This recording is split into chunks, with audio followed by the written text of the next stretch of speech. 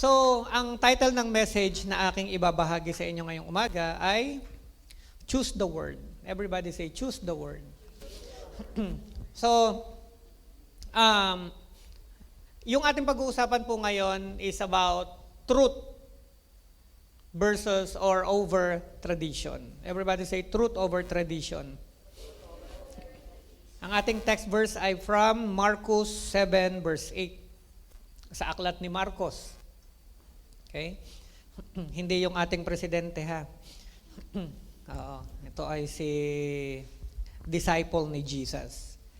Mark 7 verse 8. Winawalang kabuluhan ninyo ang utos ng Diyos at sinusunod ninyo'y mga katuruan ng tao.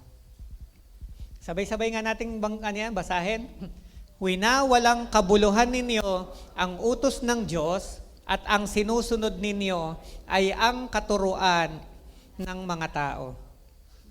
Alam niyo po, napakarami nating ginagawa sa mundo o napakaraming ginagawa ng mga tao sa mundo na ang akala nila gusto ng Diyos. Akala nila utos ng Diyos. Pero ang totoo, utos lang pala ng tao. So, nakakalungkot kapag dumating na ang isang tao sa punto na hindi na niya ma-discern, hindi na niya naiintindihan kung ang kanya pang ginagawang ito ay sa Diyos o hindi na sa Diyos. Ito ba talaga ang iniuutos ng Diyos o ito ay ginawa na lamang ng mga tao? Isa po yung nakakalungkot na sitwasyon na wala ka ng ganoong pakiramdam kasi nga, inisip natin na marahil inisip ng tao na eto na talaga yung nararapat kong gawin. Dahil eto naman na yung nakita ko. Eto naman na yung ginagawa ng maraming tao. At eto na rin ang ginagawa ng aking mga magulang, maging ng aking mga ninuno. Amen? So, ano ba ang pagkakaiba ng tradisyon sa katotohanan? Kailangan nating maintindihan. Una, pag sinabi pong tradisyon, ito po ay ginawa ng tao. Ano po ang tradisyon? Ginawa ng tao. Hindi ang Diyos ang nag-isip niyan. Yan po ay gawa ng tao. Ano pong sabi ng Colossians chapter 2 verse 8? Mag-ingat kayo upang hindi kayo mabihag ninuman sa pamamagitan ng walang kabuluhan at madayang katuruan na hindi kay Kristo nagmula, kundi sa mga tradisyon ng mga tao at sa mga alituntunin ng mundong ito. Anong unang salita? Mag-ingat. Diba? Kasi marami po ngayon yung itatrap ka. Kaya pag hindi ka aware, akala mo ang ginagawa mo ay kalooban ng Panginoon. Kaya ang sabi, mag-ingat kayo upang hindi kayo mabihag o hindi kayo makulong. Okay? Sa pamamagitan ng ang tawag ng Biblia ay walang kabuluhan. Ano pa? Madayang katuruan. Dalawa. Okay? Walang kabuluhan at madaya. Sabihin, may mapanlin lang na katuruan na hindi nagmula kay Kristo. Saan daw nagmula itong mapanlin lang at walang kabuluhang mga turo? Kundi sa mga tradisyon ng mga tao at sa mga alituntunin ng mundong ito.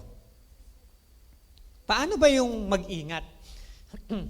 Tanong ko po sa inyo, paano ba kayo nag-iingat? Paano ba nag-iingat? Mag-ingat ka dyan, may aso. Lalo kang dumiretso lang. Walang pakialam. Di ba hindi? Pag sinabi, mag-ingat ka, may aso dyan, nangangagat. Aware ka na kagad. Ha? Titingnan mo na kagad kung nasan yung aso, baka malapit na sa'yo, di ba? Tapos, sisigaw ka na lang. O hindi ka nalalapit sa doon. Sisigaw ka na lang, tao po! Tao po, di ba? Kasi nga, nag-iingat. May nag-warning na eh. Amen? O mag-ingat ka dyan ha. sa damuhan, may mga ahas. Dire-diretso ka pa rin, di ba hindi? Kukuha ka kagad ng pamatpat. Tapos habang lumalakad ka, para siguradong lumalayo ang ahas. Amen ba? Amen. Ito yung bilin sa atin. Mag-ingat kayo na kayo'y matrap sa paniniwala at gawain na hindi nagmula kay Kristo, kundi inutos lang ng tao. Amen ba? Ang tradisyon ay, ito po ay galing, ipinapasa lang ng tao. Nagmula sa tao, inisip ng tao, at ipinapasa sa mga tao. Ang katotohanan ay nagmula sa pahayag ng Diyos. Yun ang pagkakaiba. Kaya, alamin natin, ito ba'y katotohanan o ito ba ay tradisyon? Ito ba'y inimbento ng tao o ito ba ay pahayag na nagmula sa Diyos? Paano malalaman na ang isang bagay ay pahayag mula sa Diyos? Nakasulat sa Biblia. Amen po ba? Sabihin natin sa katabi natin, nasa Bible. Pag wala sa Biblia, at kahit marami pang sumusunod, ay mali po yun. Amen ba? Pangalawa, nandun tayo sa ano ang pagkakaiba ng tradisyon at ng katotohanan. Ngayon naman, ano naman ang katotohanan? Truth comes from God's Word. Dapat, katotohanan ang basis ng mga bagay na ating sinusunod at ginagawa. Hindi dapat ito tungkol sa opinyon ng tao, hindi ito dapat tungkol sa kultura ng isang lugar, o hindi dapat ito nakabase sa kaugalian. Dapat nakabase sa salita ng Diyos. Sabi ng aklat ni Juan, 17 verse 17, italaga mo sila sa pamamagitan ng katotohanan. Ang salita mo, ang katotohanan. So saan daw makukuha ang katotohanan? Sa salita ng Diyos. Alam niyo po ang truth. Ang truth po ay parang GPS. Ang GPS saan po naka-connect? Saan? 'Di ba sa satellite? So ano siya? Accurate siya. Samantalang ang tradisyon parang mapa. Ginuhit ng tao. Amen po ba? Sabi mo sa katabi mo, okay ka lang? Praise God. Bakit ba ang tradisyon ay ginagawang bulag ang tao? Bakit ginagawang bulag ng tradisyon ang tao? Number 1, religious rituals without understanding. Everybody say religious rituals without understanding. Amen. Ang daming tao ganyan. Sumusunod, ginagawa. Di ba? Mga ano yan, hindi matatalino, may mga pinag-aralan. Pero tingnan natin yung ginagawa ginagawa nilang bulag. Alam mo, pag bulag ka, hindi ka na mag-iisip. Hindi ka na kasi wala ka nakikita eh. Amen po ba? Yun yung problem. Religious rituals without understanding. Ginagawa mo kahit hindi mo naintindihan. Kasi nga, you are blinded. Binulag ka ng okay na yan, mas marami tayo dito eh. Marami namang gumagawa nito eh. Dati na to, wag mo nang baguhin, wag mo nang ibahin. Kaya sumunod ka na lang. Ano sabi ng aklat ni Isaiah? 29:13. Sasabihin naman ni Yahweh, sa salita lamang malapit sa akin ang mga taong ito. At sa bibig lamang nila ako iginagalang. Subalit, inilayo nila sa akin ang kanilang puso. At ayon lamang sa utos ng tao ang kanilang paglilingkod. Ang liwanag eh. Marami daw ang naglilingkod sa Diyos dahil sa utos lang ng tao. Pero malayo ang puso. Amen ba? Sabi mo sa katabi mo, malayo ang puso. Di ba sabi doon, subalit inilayo. Amen? Malapit lang daw sa kanila yung bibig. 'Di ba? Pero malayo, inilayo sa akin ang kanilang puso.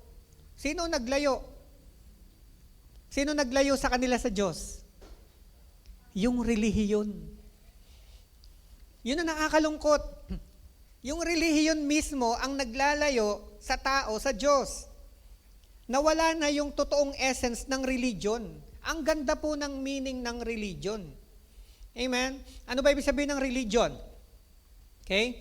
The word religion is derived from the Latin noun religio, which stems from two primary proposed roots. Religare, na ang ibig sabihin ay to tie back or to bind past. Okay? Maikonek uli, maibalik uli. At ang pangalawang salita ay religere, nang ibig sabihin is carefully study. So the most common accepted origin is religare. Nang ibig sabihin niyan is what? Binding or reconnection of human beings to divine.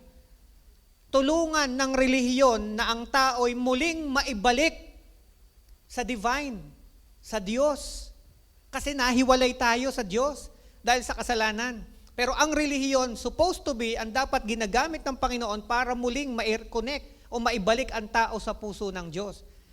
But sadly, ang nangyayari, relihiyon ang dahilan kung bakit napapalayo ang tao sa Diyos. Dahil tinatayuan ang kultura, tinatayuan ang tradisyon, tinatayuan ang paniniwala sa halip na tayuan ang nakasulat sa Biblia.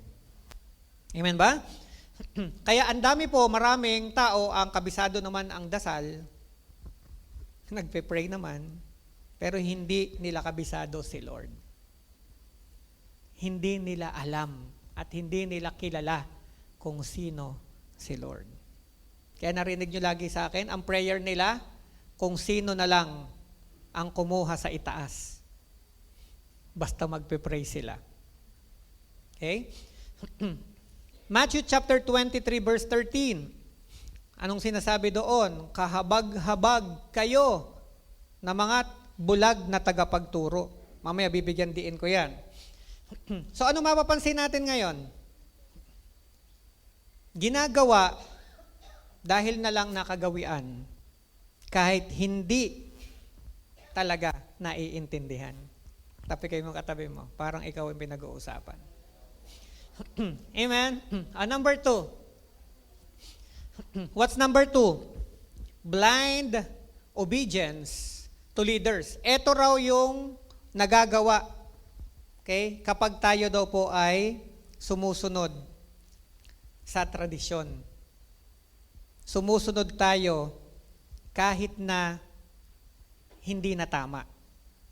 Sabi ng aklat ni Mateo 15:14, hayaan ninyo sila. Sila'y mga bulag na taga-akay ng mga bulag. Ibig sabihin, yung tagapagturo, yung religious leaders, bulag.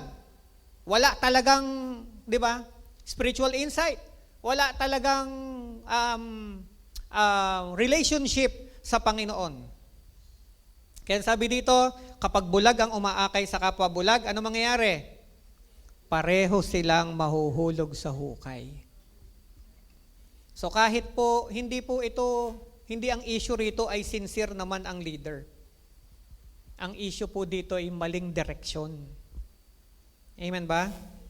Kasi mapapahamak ang marami dahil sumusunod sa isang leader na hindi rin niya alam kung saan siya patungo. Mahirap yon, mahirap sumakay sa bus dahil lang sa ang dami doong nakasakay. Pero hindi ka doon talaga dapat papunta. Amen ba? Number 3, cultural Christianity. 2 Timothy 3 verse 5, sila'y magkukunwaring makadiyos, ngunit hindi naman nakikita ang kapangyarihan nito sa kanilang pamumuhay. Diba? Iwasan mo ang ganyang uri ng mga tao. Ano ibig sabihin? Diba? May mga tao na nagkiklaim na ito talaga, itong tama. Diba? Pero ang problema, hindi nakikita ang kapangyarihan sa kanila. Ano ibig sabihin noon? Wala namang pagbabago. Amen? Wala namang patotoo. Kasi kailangan may patotoo ka. Amen? ang isang taong naranasan personally si Jesus ay mayroong isang patotoo na siyang babanggitin niya sa lahat ng mga taong kanyang makakasalamuha. Kagaya nung ginawa ni Sister Chay kanina, ang tawag doon ay patotoo. Patotoo ng iyong buhay. Sino ka dati? Paano mo na-encounter si Jesus? At kumusta ang buhay mo ngayong naglilingkod ka kay Kristo? Amen ba? Praise God. Ang dami po kasing mga tao ang Kristiyano ang style, pero hindi ang lifestyle. Sabi mo sa katabi mo, Kristiyano ang style, pero hindi ang lifestyle. Amen? Madaling i-claim na Christian ka eh. Pagka-attend mo sa church, di ba, you can claim na, oy, born again ako. Kaya ang dami kong nakakausap, oy pastor, dati na po akong born again. Kasi ibig niya sabihin, naka-attend na siya dati. So, yung style niya, Christian din, di ba? Pero yung lifestyle niya, hindi Christian. Kasi ang lifestyle ng isang Kristiyano, may disiplina, di ba? Mahal ang pananalangin, mahal ang mga bagay na tungkol sa Diyos, at mahalaga ang pagbabasa ng Biblia. Amen ba? Sabi mo sa katabi, parang ikaw na ikaw ah. Sagutin mo, sabi mo, parang ikaw na ikaw ah. Sabi mo, amen. Ako talaga yun, sabi mo. Amen, mangyayari yun. Amen po ba? Praise God. Bakit ba ganon? Ano ang magaganap kapag pinili mo yung tradition sa halip na yung katotohanan? Okay? Why choosing tradition over truth is dangerous? Number 1, tradition can cancel God's word. Ang daming tao, yakap na yakap ang tradisyon at paniniwala, pero walang pakialam sa salita ng Diyos. Nakalimutan nila na ang pinaka-importante, salita ng Diyos. Matthew chapter 7 verse 13, sa gayong paraan, pinapawalang bisa ninyo ang salita ng Diyos sa pamamagitan ng itinuturo ninyo. At marami pa kayong itinuturong katulad nito. Sobrang dami na. Kung ano-ano ang itinuro na. Di ba? Yung relihiyon na dapat ituturo at ilalapit sa Diyos, nagturo ng kung ano-ano na nawala na ang salita ng Diyos. Amen ba? Gawin mo to, gawin mo to, gawin mo to. Puro na lang ganon. Pero ang salita ng Diyos na isang tabi. Amen? Ano warning? Basahin natin ng Revelation or Pahayag 22 verse 18 to 19. Tingnan niyo yung warning. Akong si Juan ay nagbibigay ng babala sa sino mang makarinig ng mga propesiya na nasa aklat na ito. Ang sino mang magdaragdag sa nilalaman ng aklat na ito ay daragdagan ng Diyos ng parusa. At idaragdag sa kanya ang mga salot na nakasulat dito. Ang sino mang mag-alis ng anuman sa mga propesiyang naririto ay aalisan naman ng Diyos ng karapatan sa bunga ng punong kahoy na nagbibigay buhay at sa banal na lunsod na binabanggit dito. Kaya nakakatakot na ang salita ng Diyos dadagdagan mo o babawasan mo para sa iyong pakinabang.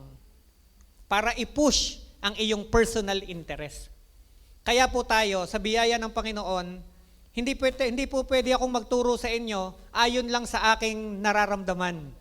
Uy, parang maganda tong sabihin sa kanila. Ito yung sasabihin. Hindi. Laging may salita ng Diyos. At ang basihan lagi ng aking sasabihin, salita ng Diyos. Amen po ba? Kahit anong ganda ng sinasabi ng isang tao, pag hindi base sa salita ng Diyos, huwag kang basta tatanggap, huwag mong basta paniwalaan. Amen? Salain mo muna ito mula sa Biblia. Kapag napansin mong mas pinapahalagahan na ang tradisyon kaysa salita ng Diyos, ay delikado po yun. Okay? Number 2, why choosing tradition over truth is dangerous. Tradition produces slavery, not freedom. Sa halip na makalaya ang tao, lalong ikinukulong ang tao. Okay? Galatians chapter 4 verse 9. Ngunit ngayong nakikilala ninyo ang Diyos. Ang kausap, mga anak ng Diyos, ha? O mas tamang sabihin, ngayong nakakakilala na kayo ng Diyos.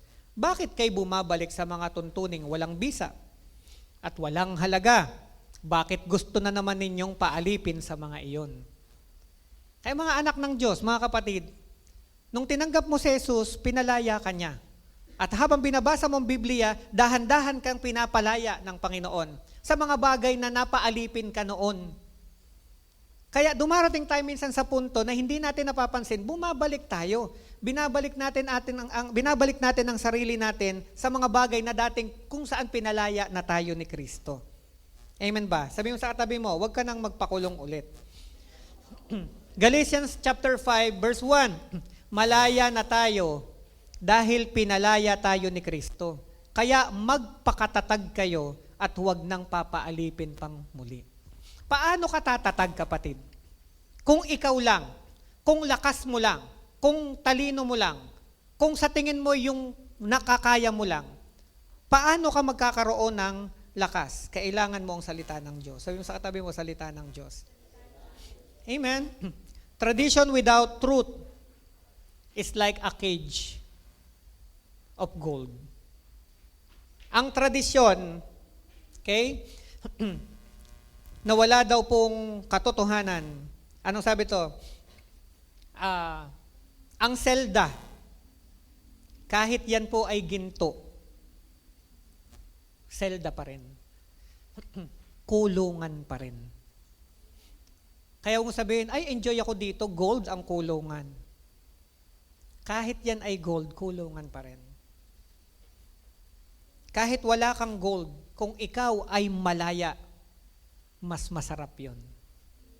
Sabi mo sa tabi mo, mas masarap yun. Bakit nag-o-offer si Jesus ng freedom? Bakit siya nag-o-offer sa mga tao? Una, nakita niya nga ang kalagayan ng mga tao. Kahabag-habag.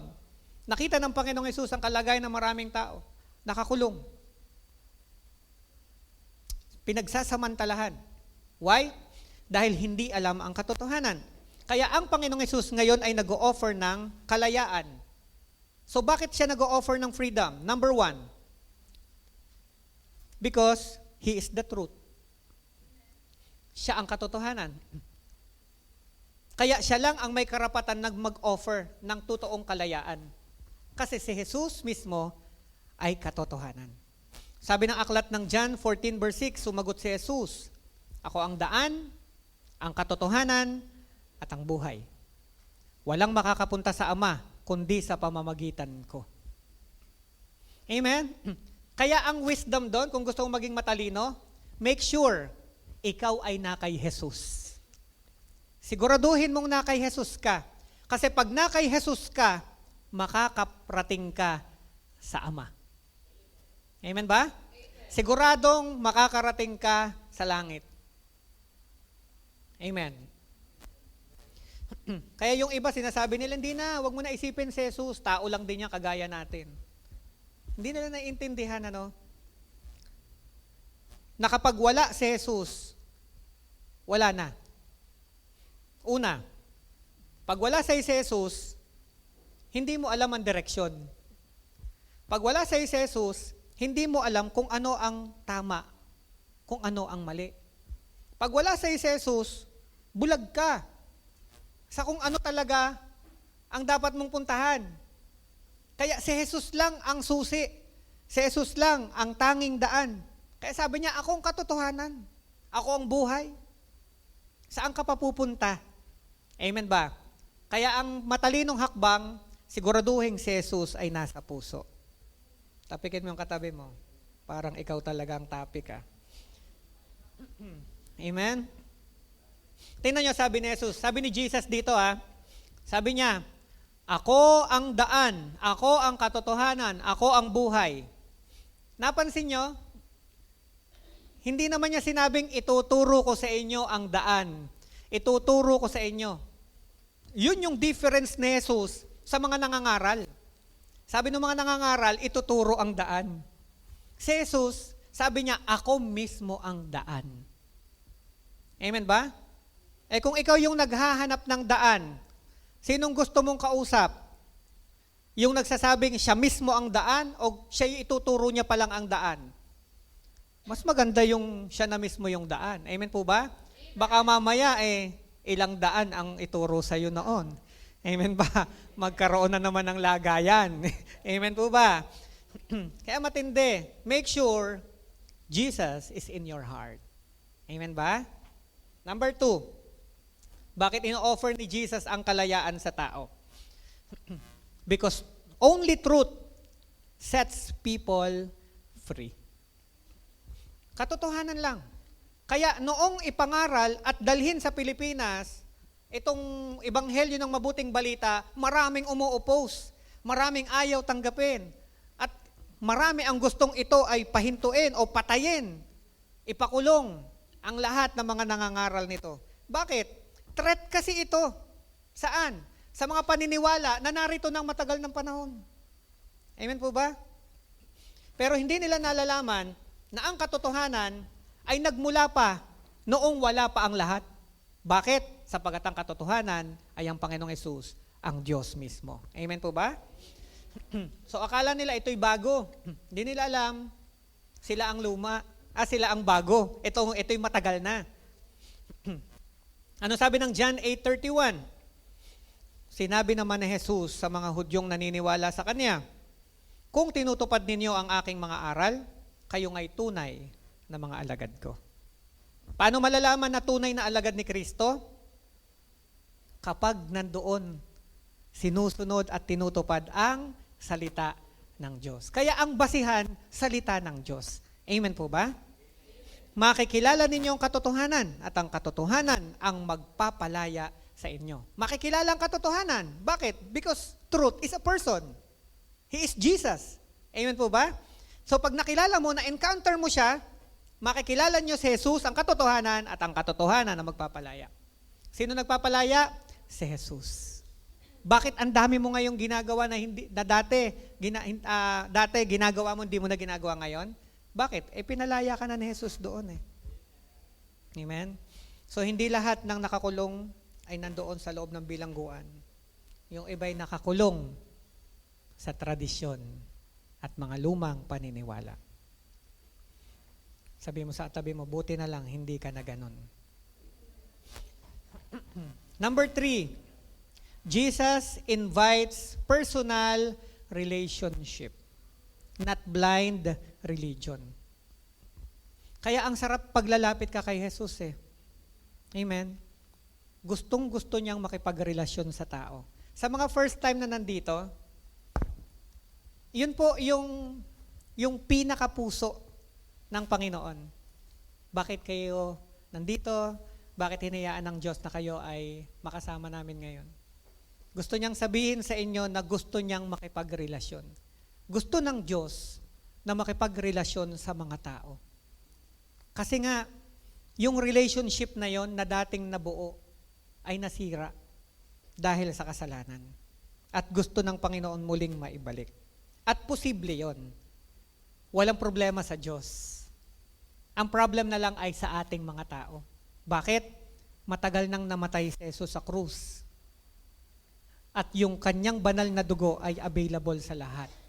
Kaya pag ang isang tao nagpasya, Panginoon, tinatanggap kita sa puso ko, magkakaroon kayo ngayon ng personal relationship sa Kanya. Pansinin niyo yung katabi niyang nakapako sa krus. Na-realize niya na si Jesus nga ay Diyos at kailangan niya ng Savior. Anong sabi niya kagad? Panginoon, alalahanin mo ako kapag naghahari ka na. Makasalanan yun. Kriminal yun.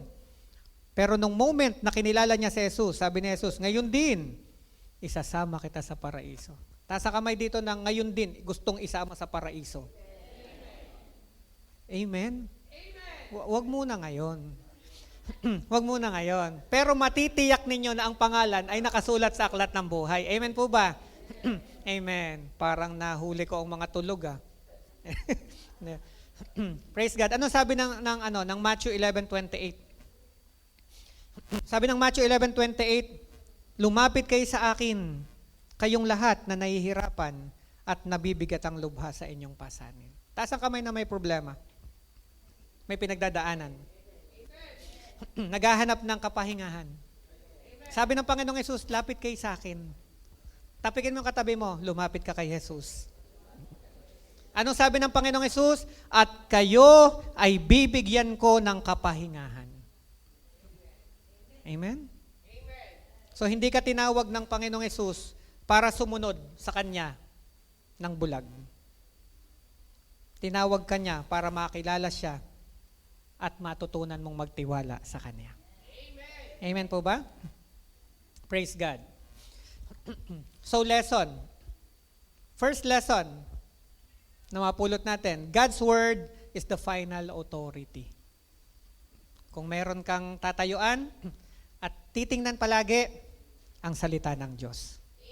Bakit? 2 Timothy 3:16, ang salita ng Diyos ay ano? Inspired ng banal na Espiritu Santo. Ang lahat ng kasulatan ay kinasihan ng Diyos at magagamit sa pagtuturo ng katotohanan. Ito lang. Kung gusto mong mangaral ng totoo, Biblia ang ituro mo. Amen? Magagamit sa pagtuturo ng katotohanan, pagtatama ng maling katuruan. Okay? Pag binasa mong Biblia at may binasa kang ibang aklat, Biblia ang magsasabi kung alin ang mali. At sa pagtutuwid ng likong gawain, ito rin ang magtuturo sa iyo ng tamang pamumuhay. At ito rin ang magtitrain sa iyo sa matuwid na pamumuhay. Amen ba? Second lesson, sincerity is not enough. Bakit? Kawikaan 14 verse 12, may daang matuwid sa tingin ng tao, ngunit kamatayan ang dulo nito. So, wag kang babase lang sa, di ba? Hindi, feeling ko talaga, ganyan-ganyan eh. Hindi yun sapat. Kinakailangan, yun ay babak-upan. At kailangan yun ay patunayan ng salita ng Diyos. Kasi pwedeng sincere tayo, pero mali. Ang daming tao sincere, kahit mali. Marami kayong nakitang ganon? Amen? Sincere naman. Ang problema, mali eh. Naninindigan. Pero mali. Amen? Kaya sabi mo sa katabi mo, pag mali, wag ipilit. Isa pa. May isa lang nagsalita eh. Sabi, pag mali, wag ipilit. Number 3. Amen. Number 3.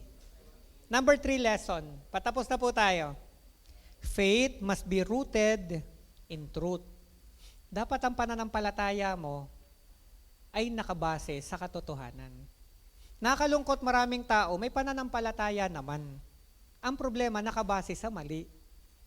'Di ba? Nakabase sa tradisyon, nakabase sa mga lumang paniniwala. Dapat nakabase sa Biblia. Amen ba? Amen. Romans 10:17. Kaya ang pananampalataya ay bunga ng pakikinig. At ang pakikinig naman ay bunga ng pangangaral tungkol kay Kristo. Kaya ngayon nakikinig kayo. Habang nakikinig kayo, nagkakaroon kayo ng pananampalataya. Amen ba? Kasi ang pananampalataya daw ay nakukuha sa pakikinig.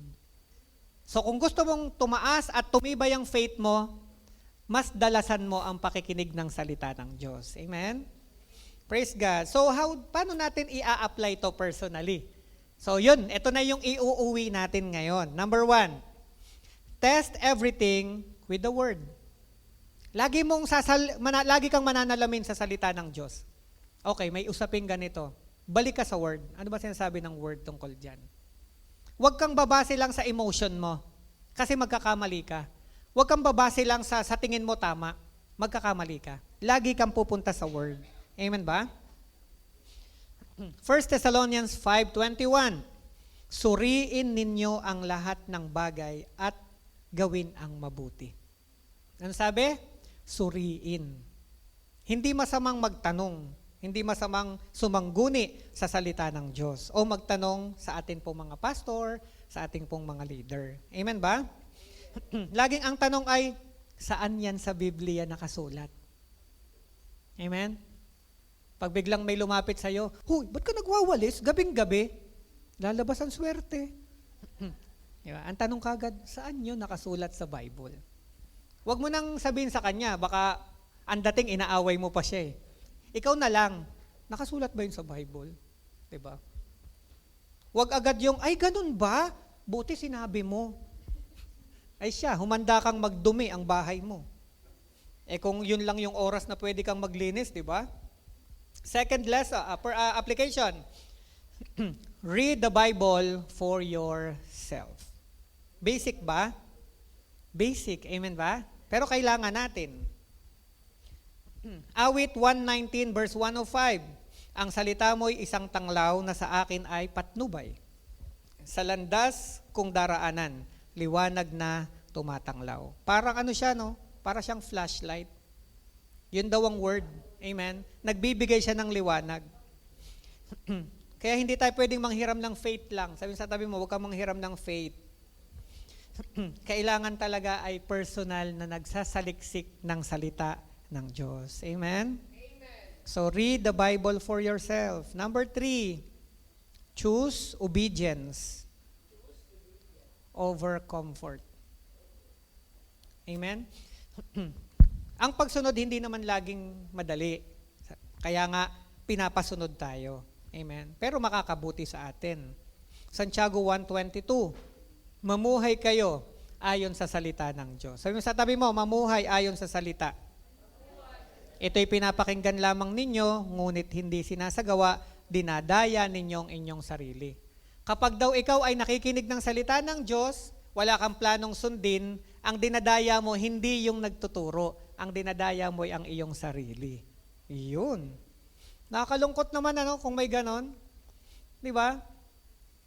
Di ba ang pandaraya dapat ginagawa sa iba? Pero isang malalim at mabigat na pandaraya, ay ang pandaraya ginagawa para sa sarili. Amen ba? Uy, kunyari lang ako nakikinig. Di ba? Pero hindi ako nakikinig. Dinadaya mo sarili mo. Tapos makikinig ka, hindi mo pala balak sundin, di ba? Dinadaya raw ang sarili. Amen ba? Alam niyo po, ang tradisyon, sasabihin niya sa iyo kung ano ang dapat gawin. Yun ang tradisyon. Anong katotohanan? Sasabihin niya sa iyo kung sino ang dapat mong sundin. Yun ang pagkakaiba. So doon papasok yung lordship ni Jesus Christ. Amen? John 6:68. Sumagot si Simon Pedro, Panginoon, kanino pa po kami pupunta? Nasa inyo ang mga salitang nagbibigay ng buhay na walang hanggan. Pwedeng tanong mo rin to eh. Amen? Lord, eto na pala yung truth eh. Saan pa kami pupunta? Sana dumating tayo sa ganun ding realization na, Lord, wala na akong balak sumunod sa iba kasi nasa iyo ang salita ng buhay na nagbibigay ng buhay na walang hanggan. Amen ba? Sana dumating tayong lahat sa ganong realization na, Lord, diba, kanino pa ako pupunta? Parang si Chay, ba't pa ako nabubuhay? Amen? Hanggang sa dumating siya sa point na na-encounter niya si Lord at na-realize niya, teka muna, sa halip na magtanong ako ba't ako nabubuhay, abay dapat akong magpasalamat dahil ako'y buhay. Amen? Nakita niyo yung counterfeit? Nakita niyo yung deception? Sa halip na pasalamatan mo, sinisisi mo. Amen? Pero kailan mo na-realize na dapat ka magpasalamat? Nung na-encounter mo si Jesus. Amen ba? Pwede bang maimbitahan ang lahat na tumayo ngayon? Mga kapatid, huwag kang papayag na ikaw ay magiging tagasunod lamang. Parang isang bulag. Be a faithful follower of the Word. Tingin ka lang sa Panginoon. Focus ka lang sa Kanya. Huwag mong pansinin ang sasabihin ng nakapaligid kasi ang importante ay ikaw ang makapasok sa isang tamang relasyon sa Panginoong Hesus at magkaroon ng kasiguraduhan na kapag natapos na ang buhay mo, makakasama mo ang Panginoon. Tularan natin si Joshua. Sabi ni Joshua sa chapter 24 verse 15, kung ayaw ninyong maglingkod kay Yahweh, pumili kayo ngayon. Kasi sabi niya, ako at ang aking pamilya, Para sa akin, kay Yahweh kami maglilingkod. It's time for you to make a decision. Tayuan mo isang desisyon na patutunayan ng Panginoon na hindi ka nagkamali. Isang desisyon na nagsasabing, Panginoon, ako at ang pamilya ko, nagpapasya ako, maglilingkod kami sa iyo.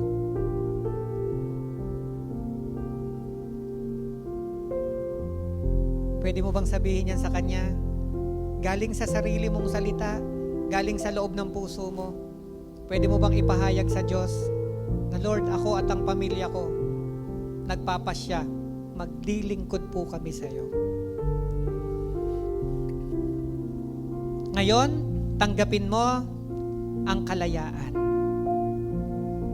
Dahil sa iyong pagpapahayag na nagmumula sa iyong puso, ikaw ngayon ay tumatanggap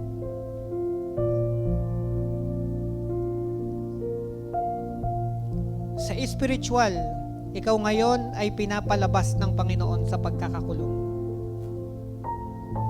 Maling paniniwala, mga minanang tradisyon, niyakap na mga aral na ngayon ay inaalis ng Panginoon sa iyo. At ikaw ngayon ay lumalabas dito. Pumapasok ka sa katotohanan na ang Diyos, kapag nagpalaya, ay tunay ngang malaya na. Pasalamatan mo si Lord dahil ikaw ngayon ay malaya na. Come on. Lord, salamat. Malaya na po ako. Salamat, pinalaya mo ako sa ganitong paniniwala, sa ganitong aral. Niyayakap kita, Panginoon. Sabihin mo sa Kanya, turuan mo po ako. Gusto pa kitang makilala, Panginoon. Sabi ng Diyos, basahin at tuklasin ng personal ang Kanyang mga salita. Lord, biyayaan po ninyo ang iyong bayan, ang iyong mga anak na ma-inlove sa iyo at sa inyong mga salita. Biyayaan mo ang bawat isa na tumubog sa pananalangin, panabigan, at gustuhin lagi kang kinakausap. Dinedeklara ko ang mabilis na paglago ng bawat isa sa espiritual at ang mabilis na pagkakaunawa tungkol sa kanyang misyon sa lupa. Pinili ka ng Panginoon, kapatid, para makalaya din ang iba. Pwede mo bang itaas ang iyong kamay? Come on, i-dedicate mo ang sarili mo kay Lord. Sabi mo sa Kanya, Lord, willing ako, gamitin mo po ako. Come on, sabi mo, Lord, gamitin mo po ako para makalaya ang marami pang tao. Ilaan mo ang sarili mo para magyaya, mag-invite ng mga tao papalapit sa Panginoon. Yan ang pinakadakilang pagkakagamit o paglilingkod na pwede mong gawin sa Panginoon. Thank you, Jesus.